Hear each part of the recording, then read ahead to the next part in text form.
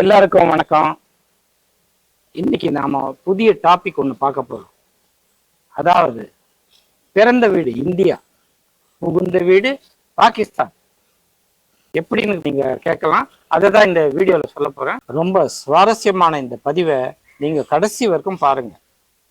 அது மட்டும் இல்லாம சப்ஸ்கிரைப் பண்ண மறந்துடாதீங்க. நம்ம நாட்டில் இருக்கிற பெண்கள் நிறைய பேர் இங்கே பிறந்திருக்காங்க, ஆனா அவங்க கல்யாணம் பண்ணிக்கிட்டது பாகிஸ்தானியர்ஸ். ஸோ அவங்களுக்கு என்ன, பிறந்த வீடு இந்தியா, புகுந்த வீடு பாகிஸ்தான். இதை பற்றி தான் நான் இன்னைக்கு வீடியோவில் சொல்ல போகிறேன். இப்போ சின்ன விஷயம் உங்கள்கிட்ட சொல்கிறேன். நம்ம நாட்டிலையும் ஆடு மாடு கோழி, அதாவது chicken biryani, mutton biryani, beef பிரியாணின்னு சாப்பிட்றவங்க நிறைய பேர் இருக்காங்க. என்ன, அவங்கக்கிட்ட ஒரு கத்தியை கொடுத்துட்டு, ஏம்மா இந்த ஆட்டையோ இந்த கோழியோ இந்த மாட்டையோ அறுத்துட்டு வான்னு சொன்னா அறுப்பீங்களா? நிச்சயம் யாரும் செய்ய மாட்டோம். ஏன்னா நம்ம இந்தியர்கள் பிறவியிலேயே இரக்க குணம் கொண்டவங்க, அவங்களால இதெல்லாம் முடியாது. ஆனா இந்த தீவிரவாதி நாய்ங்க 27 பேரை அப்படியே தடன்னு சுட்டு கொன்னுட்டு அமைதியா சந்தோஷமா சிரிச்சுக்கினே போயிட்டாங்க. அவங்க ஒண்ணு காணாம போயிடல, அவங்க தான் எங்கேயோ ஒளிஞ்சி இருக்காங்க. இந்த 27 பேருக்கு நான் முதல்ல அஞ்சலி செலுத்தணும். அவங்களுக்கு அஞ்சலி செலுத்திட்டு இந்த வீடியோவை நான் ஆரம்பிக்கிறேன். இப்போ அட்டாரி பார்டர் பத்தி சொல்ல வந்தேன். அட்டாரி பார்டர்ல இந்த பெண்கள் எல்லாரும் கூட்டமா உட்காந்துட்டு தர்ணா பண்ணிட்டு இருக்காங்க. இந்த அட்டாரி பார்டர் பத்தி சொல்லணும்னா ஒரு முக்கியமான விஷயம் சொல்லணும். இந்த இடத்துல தினமும் மாலை மிலிட்ரி பரேடு நடக்கும். இந்த மிலிட்ரி பரேட்ல கேட்டு திறக்கப்பட்டு பாகிஸ்தான் மிலிட்ரியோட கைக்குலுக்கல் நடக்கும். இந்த ஷேக் ஹேண்ட் நிகழ்ச்சியை பார்க்கறதுக்கு உலக அளவுல பல பேர் வந்து வெயிட் பண்ணிட்டு இருக்காங்க, பார்த்துக்கிட்டா இருப்பாங்க. ஆனா இந்த துப்பாக்கி சூடு நடந்த பிற்பாடு இந்த கேட்டு மூடப்பட்டது, இந்த நிகழ்ச்சியும் கேன்சல் ஆயிடுச்சு. அதனால நிறைய பேர் வந்திருந்தாங்க, ஆனா இந்த நிகழ்ச்சியை பார்க்க முடியாம திரும்பி போயிட்டாங்க. அதுல சிலர் ஏமாற்றம் அடைஞ்சாங்க, சிலர் இந்த நடவடிக்கையை ஆதரிச்சும் பேசியிருக்காங்க. ஸோ இந்த அட்டாரி பார்டர்ல மூடப்பட்டதால எவ்வளவு பிரச்சனைங்க இப்போ ஏற்பட்டிருக்குன்றதையே சொல்றேன். இந்த பெண்கள் இருக்காங்க பாருங்க, யூபி, ராஜஸ்தான், எம்பி, பீகார், டெல்லி, இப்படி பல இடத்துல இருந்து பாகிஸ்தானுக்கு கல்யாணம் பண்ணிட்டு போயிருக்காங்க. அதாவது இவங்க பிறந்தது இந்தியாவில், ஆனா கல்யாணம் பண்ணிட்டு போனது பாகிஸ்தான்ல. அவங்க எல்லாம் அப்பப்போ இந்தியாவுக்கு வர்றாங்க. ஏன்னா தன்னுடைய பிறந்த வீடு இதுதானே, அதனால வர்றாங்க. தன்னுடைய அப்பா அம்மாவை பார்க்கறதுக்கும், சிலர் இந்த திருமண நிகழ்ச்சிகள் ஏற்படும் போது அதுல கலந்துக்கவும் வர்றாங்க. அப்படி வர்றவங்க பார்த்துட்டு திரும்பி போறாங்க. ஆனா இப்போ என்ன நடந்துருச்சு, இந்த பார்டர்ல அவங்கள உட்கார வச்சுட்டாங்க, அவங்கள திருப்பி அனுப்பல. அதுக்கு என்ன காரணம்னா, அவங்ககிட்ட ரெண்டு பாஸ்போர்ட் இருக்கு. அதாவது இந்திய பாஸ்போர்ட்டும் இருக்கு, பாகிஸ்தான் பாஸ்போர்ட்டும் இருக்கு. சட்டப்படி 2 பாஸ்போர்ட் இருக்கக்கூடாது. நீ எந்த நாட்டுக்கு போறியோ அந்த நாட்டு பாஸ்போர்ட் கிடைச்சிச்சுன்னா, நீ பிறந்த வீடா இருந்தாலும் சரி, இல்லை உங்க அப்பா அம்மா இருக்கிற வீடா இருந்தாலும் சரி, அந்த பாஸ்போர்ட்டு உனக்கு கிடையாது. இதே விஷயம்தான் யூஎஸ்லேயே நடக்குது. யூஎஸ் கிரீன் விசா கிடைச்சிருச்சுன்னா இந்திய பாஸ்போர்ட்டை அவங்க கேன்சல் பண்ணி ஆகணும். அதே போல தான் இங்கேயும் நடக்குது.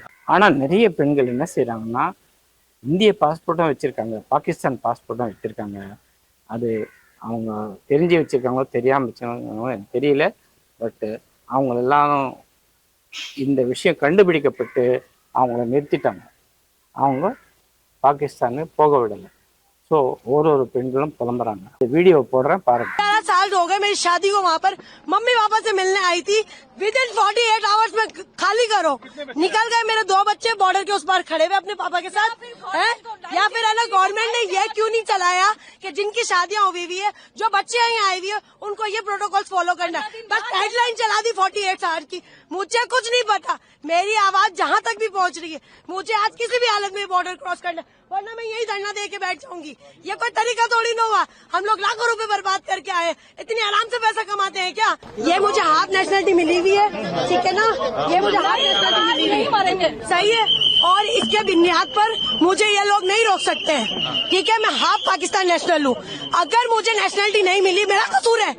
आप लोग प्रोटोकॉल देते 20 साल बाद नेशनलिटी मिलेगी। जब आप अंदर थे तो आपको क्या बोला गया? हमें ये बोला हमारे हाथ में कुछ नहीं है, हमारे हाथ में कुछ तो किसके हाथ में है? இதில் இருக்கிற பெண்மணி என்ன சொல்கிறாங்கன்னா, நான் பிறந்தது இந்தியாவில், எனக்கு 2 குழந்தைங்க இருக்காங்க. அந்த குழந்தைங்க இந்த பார்டருக்கு அண்ணாண்ட இருக்காங்க, அதாவது பாகிஸ்தானில் இருக்காங்க. என் புருஷனும் பாகிஸ்தானில் இருக்கான். ஆனால் என்னை பாகிஸ்தான் போக விடாமல் என்னை இங்கே தடை பண்ணி உட்கார வச்சுருக்காங்க. நான் தர்ணா பண்ணுவேன், நான் இங்கேயே உட்கார்ந்து போராடுவேன், என்னை பாகிஸ்தான் அனுப்பியே ஆகணும். இது இந்த அரசாங்கத்தை நான் கேட்டுக்கிறேன் அப்படின்ட்டு இந்த அம்மா சொல்கிறாங்க. இதற்கு அடுத்தது இன்னொரு பெண்மணி பாருங்க, அவங்க என்ன சொல்கிறாங்க. बच्चे दोनों पाकिस्तानी नेशनल है। मैं वहाँ पे शादी होकर गई हूँ, 20 साल हो गए। मैंने अपनी नेशनलिटी वहाँ अप्लाई की हुई है। मुझे नेशनलिटी मिली नहीं है। मेरे पास पूरा नेशनलिटी का मेरा स्लिप है, मेरे हस्बैंड की पूरी हर चीज की डॉक्यूमेंट्स है मेरे पास, जो पाकिस्तानी नेशनल है। मेरी बच्चियां पाकिस्तानी नेशनल है, मेरी क्यों एंट्री बंद है? मैंने क्या किया है? मेरी बच्चा माँ के बगैर कैसे रहेगी? कोई हुकूमत के लिए कहती है कहीं भी आप चले जाए, किसी भी मुल्क चले जाए, माँ से जुदा किसी बच्चे को नहीं किया जाता है। हम तो 20 साल से वहाँ पे, मैं तो बीमार माँ बाप से 1 महीने के लिए मिलने आई थी। खाली आपको रोल क्या आ रही है? आपको 1 महीने के लिए मिलने आई थी मैं तो माँ बाप से। लगता नहीं कि सरकार कुछ स्पेशल तौर पे ऐसे केसों अभी के अभी कुछ ना कुछ करे, हम तो यहीं मरेंगे, हम यहीं पे मर बैठे रहेंगे। இந்த பெண்ணு என்ன சொல்றாங்கன்னா, இவ என்னுடைய மக, நானும் ஜோத்பூரை சேர்ந்தவ, அதாவது ராஜஸ்தான் ஜோத்பூரை சேர்ந்தவ. நான் கல்யாணமாகி பாகிஸ்தானுக்கு போய் செட்டில் ஆயிட்டேன். ஆனால் என்னுடைய புருஷனை சந்திக்க விடாமல் செய்துட்டு இருக்காங்க. நாங்கள் பாகிஸ்தான் போயே ஆகணும், நாங்கள் விடவே மாட்டோம், இது நாங்கள் ஹர்த்தால் பண்ணுவோம், அப்படியெல்லாம் இவங்க மிரட்டிட்டு இருக்காங்க. இது போல் இப்போ 3வது பெண்மணியும் இதே மாதிரி தான் சொல்லிட்டு இருக்காங்க. இப்படி நிறைய பெண்கள் இந்த பக்கம் இருக்காங்க. அவங்க இந்தியாவில் பிறந்திருக்காங்க, ஆனால் பாகிஸ்தானில் போய் வாழறாங்க. இப்போ அவங்களுக்குள்ளார நடக்கிறது என்ன, பிறந்த வீடா புகுந்த வீடான்னுட்டு நடக்குது மனசில். ஆனால் நிஜம் என்னன்னா, அவங்க புகுந்த வீட்டில் தான் வாழ்ந்தாகணும். ஏன்னா இந்தியாவிலேருந்து ஒவ்வொருத்தரும் 10 வருஷம் 20 வருஷம் ஆயிடுச்சு போய். ஸோ அவங்க அங்கே தான் வாழ்ந்தாகணும். அங்கத்து பாஸ்போர்ட் தான் அவங்க கிட்டே இருக்கணும், இந்திய பாஸ்போர்ட் இருக்கக்கூடாது. இதில் வேடிக்கை என்னன்னா, நிறைய ஆண் பெண்கள் இந்தியாவில் பல காலமாக வாழ்ந்துட்டு இருக்காங்க, பாகிஸ்தானை சேர்ந்தவங்க வாழ்ந்துட்டு இருக்காங்க. அது எப்படி அப்படின்னா, அதான் அந்த சட்டம் இல்லாமல் அவங்க திருட்டுத்தனமாக உள்ளே வந்துடுறாங்க. எப்படி பங்களாதேஷ் வாசிகள் நிறைய பேர் உள்ளே நுழைஞ்சிட்டாங்களோ, அதே போல் பாகிஸ்தானியர்ஸுக்கும் திருட்டுத்தனமாக நம்ம இந்தியாவில் நுழைஞ்சிட்டாங்க. பல ஸ்டேட்ஸில் அவங்க வாழ்ந்துட்டு இருக்காங்க. அவங்ககிட்ட எந்த பாஸ்போர்ட்டோ விசா எதுவுமே கிடையாது. திருட்டுத்தனமாக தொழில் நடத்திட்டு இருக்காங்க. ஆனால் இப்போ இந்த துப்பாக்கி சூடு நடந்த பிற்பாடு நம்ம இந்திய கவர்மெண்ட்டு அவங்கள எல்லாரையும் கண்டுபிடிச்சிட்டு எல்லாரையும் காலி பண்ணுங்க, இந்தியா விட்டு போங்க, அதுக்கு உங்களுக்கு 48 hours டைம் தரோம், நீங்கள் போகலைன்னா நாங்கள் கண்டுபிடிச்சி உங்களை அரெஸ்ட் பண்ணுவோம் அப்படின்னு சொல்லியிருக்காங்க. இதை கேட்டுட்டு நிறைய பேர் பாகிஸ்தானுக்கு கிளம்பிட்டு இருக்காங்க. இதே போல் பாகிஸ்தான் சைட்லேயும் நடக்குது. அதாவது அந்த பக்கம் நம்முடைய இந்திய மக்கள் பாகிஸ்தானுக்கு சில வேலையாக போயிருக்காங்க இல்லையா, அவங்களும் ரிட்டர்ன் வந்துட்டு இருக்காங்க. அவங்களுக்கும் ப்ராப்ளம் ஏற்படுது. அவங்களையும் எடுக்கப்பட்டு அவங்க அந்த இடத்துலையே பாகிஸ்தான்லேயே இருக்காங்க.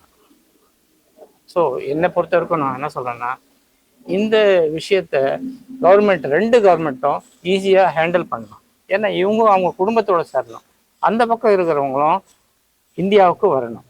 இதில் போய் தடை செய்யறதோ அவங்கள தடுக்கிறதோ சரியில்லை. உங்க குடும்பத்துக்கு போட்டோம், இவங்க ஒன்றும் தீவிரவாதியும் கிடையாதுல்ல, குடும்பத்துக்காக தானே போகிறாங்க. தான் குடும்பத்துக்கு போகிறவங்கள வழி அனுப்பி வச்சுக்கணும். என்ன கேட்டால் இதுதான் சரின்னு சொல்லுவேன். என்ன அது மட்டும் இல்லாமல் இன்னொரு விஷயம், இப்படி பார்டரில் தடுக்கப்படுறதால பல விஷயங்கள் ரேட் ஏறப்போகுது. அதாவது நம்ம நாட்டுக்கு சிவப்பு கலரில் உப்பு வருது. அது எங்கேருந்து வருதுன்னா பாகிஸ்தான்லேருந்து வருது.